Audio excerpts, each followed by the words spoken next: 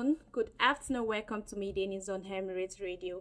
We are located behind the Federal Ministry of Environment of Najeebat Oyerinde, Kwara State, Nigeria. First, the highlights. Naira strengthens below 1,500 naira to dollar. Libyan transfer 18 Nigerians for repatriation. Kwara vigilance foil attack, arrest 4 bandits. On the foreign scene, Trump sues New York Times for $15 billion. On spot, Amorim faces dressing room unrest at Man U United. I am Najeebat Oyerinde. The news in details.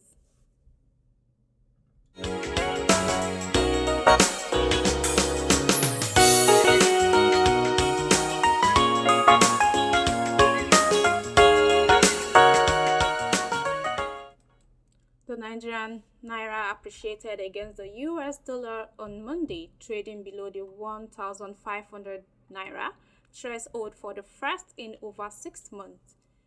Data from the Central Bank of Nigeria showed the currency closed at 1,497 compared to 1,501 previously. The parallel market also recorded gains, with the naira strengthening 0.33% to 1,535 naira. Analysts attributed the recovery to strong foreign portfolio inflows, earlier external reserves, and continued CBN interventions. Nigeria's gross reserve rose to $41.69, with foreign portfolio investors accounting for more than half of total inflows. The narrowing gap between official and parallel rates has further boosted market confidence. Experts project the naira will likely trade within a narrow band in the short term, supported by steady inflows and policy measures. However, they caution that speculative pressures and reliance on portfolio investment could still trigger volatility, stressing the need for structural reforms to sustain long-term stability.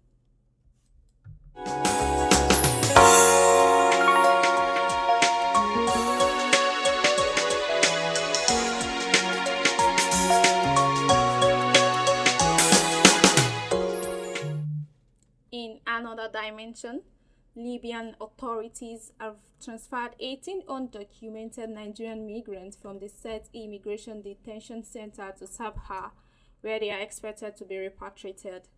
The move carried out on Monday was supervised by the Department for Combating Illegal Migration, according to humanitarian group Migrants Rescue Watch. The migrants were transported by road in a security-controlled convoy, part of Libya's ongoing efforts to return foreign nationals without legal status.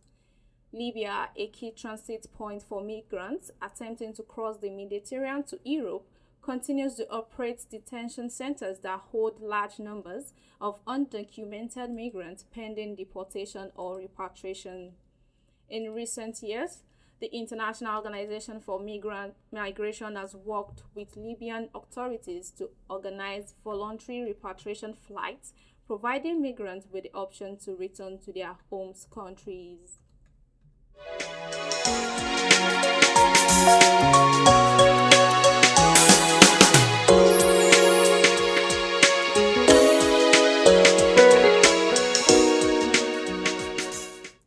On the home front, at least 4 suspected bandits have been arrested by local vigilance and hunters after an unattempted attack on Eruku, a border community in Ekiti local government area of Kwara State.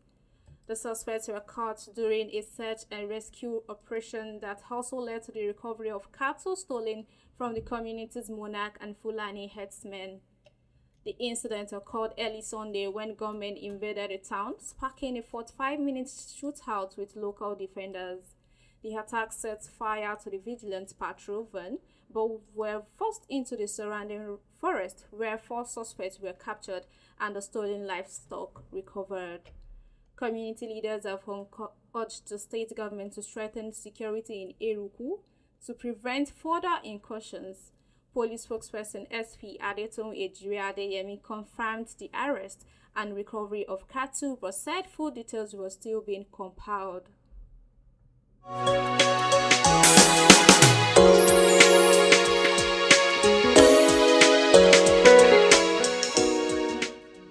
On the foreign scene, Donald Trump had sued the New York Times for $15 billion, accusing the paper of a decades-long smear campaign. The lawsuit, filed Monday in Florida's Middle District Court, also targeted four reporters and publishers, Penguin Random House. The case cites three articles from the late 2024 and a book by Times reporters Ross Butnan and Susan Craig. Trump claims the coverage was coordinated to damage his reputation and said on Truth Social, "That stops now." The New York Times has not commented. Trump is also pursuing similar cases, including a $10 billion against the Wall Street Journal and a $6 million settlement with CBS 60 Minutes.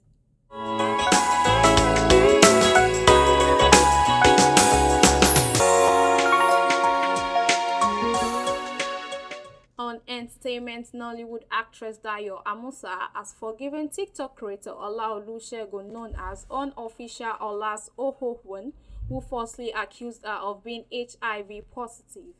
Amusa had earlier threatened legal living with HIV, a rumor she debunked by reaffirming her negative status.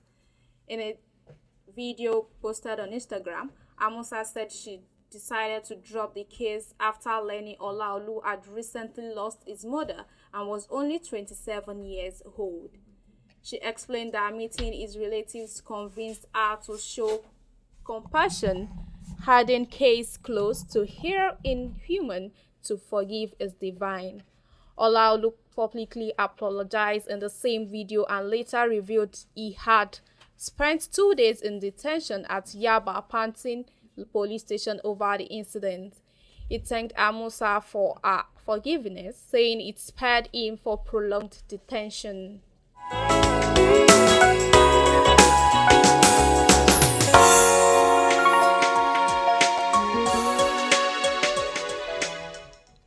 Finally, on sports, Manchester United boss Ruben Amorim under mounting pressure after Sunday's 3-0 defeat to Manchester City. The 40-year-old has managed just one win this season, a penalty-driven victory over Burnley. According to the UK Mirror, some senior players frustrated with Amorim's strict 3-4-3 system. They believe it does not fit the squad and are concerned by his refusal to adapt. Reports suggest players feel undermined by being forced into roles unsuited to their strength. The growing unrest adds to the pressure on Amorim to turn results around quickly.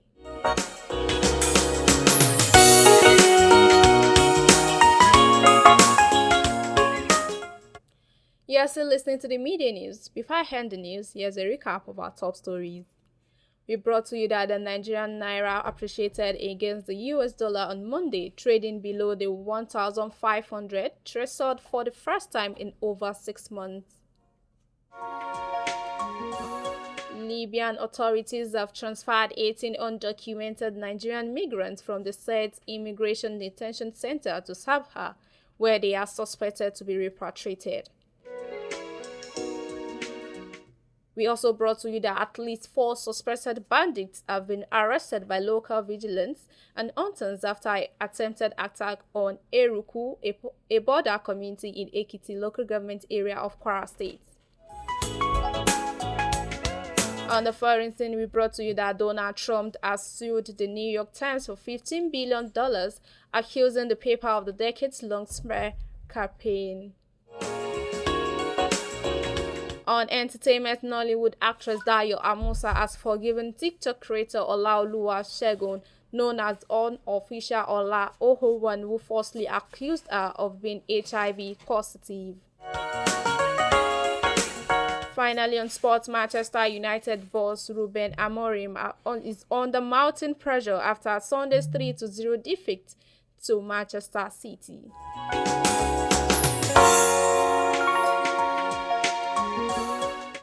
That ends the media news on Emirate Radio. Follow us on all our social media platforms, Facebook, X, TikTok, Instagram, or listen to us on Radio Garden at Emirate Radio, or listen to us live on www.emirateradio.ng. The news was edited by Alima Absalam and brought to you by Najeebat Oyerinde. Thanks for listening.